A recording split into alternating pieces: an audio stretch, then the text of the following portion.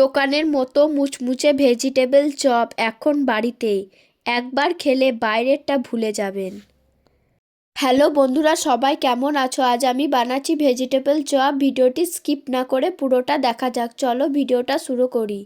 প্রথমে গাজর আর বিট নিয়ে ভালো করে গ্রেট করে ভালো করে ধুয়ে নিয়েছি। গ্যাস জ্বালিয়ে কড়াই বসিয়ে অল্প সর্ষের তেলের মধ্যে পেঁয়াজ কুচি দিয়ে ভালো করে নাড়াচাড়া করে নেব। কাঁচা লঙ্কা কুচি, আদা বাটা, রসুন বাটা, জিরে গুঁড়ো, হলুদ গুঁড়ো, লবণ, লঙ্কা গুঁড়ো দিয়ে ভালো করে ভেজে নেব। অল্প একটু জল দিয়ে দিয়ে ভালো করে ভেজে নেব। বিট আর গাজর দিয়ে ভালো করে ভেজে নিতে হবে। অল্প একটু মটরশুঁটি দিয়ে আরও ভালো করে নাড়িয়ে চাড়িয়ে নেব। আগে থেকে সিদ্ধ করা আলু সিদ্ধটা দিয়ে আবারও ভালো করে ভেজে নেব।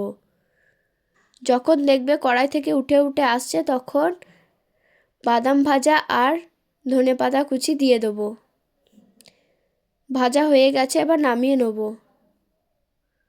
এবার একটি অন্য বাটিতে 2 চামচ কর্নফ্লাওয়ার নিয়ে ভালো করে গুলিয়ে নেব। গোল গোল করে বলের সাইজে করে নেব। তোমরা চাইলে অন্য সাইজও করতে পারো। এবার কর্নফ্লাওয়ার জলে গুলে বিস্কুট গুঁড়ো বা পাউরুটি গুঁড়োর মধ্যে কোট করে নেব। ঠিক এরকমভাবে করে নিতে হবে। সবগুলো ঠিক এরকমভাবে করে নেব। সবগুলো করা হয়ে গেছে। এবার গ্যাস জ্বালিয়ে কড়াই বসিয়ে গরম তেলে একে একে ছেড়ে দেবো।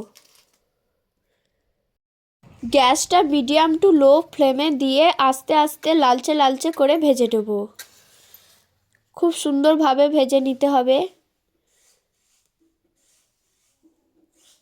ভাজা হয়ে গেছে, এবার তুলে নেব।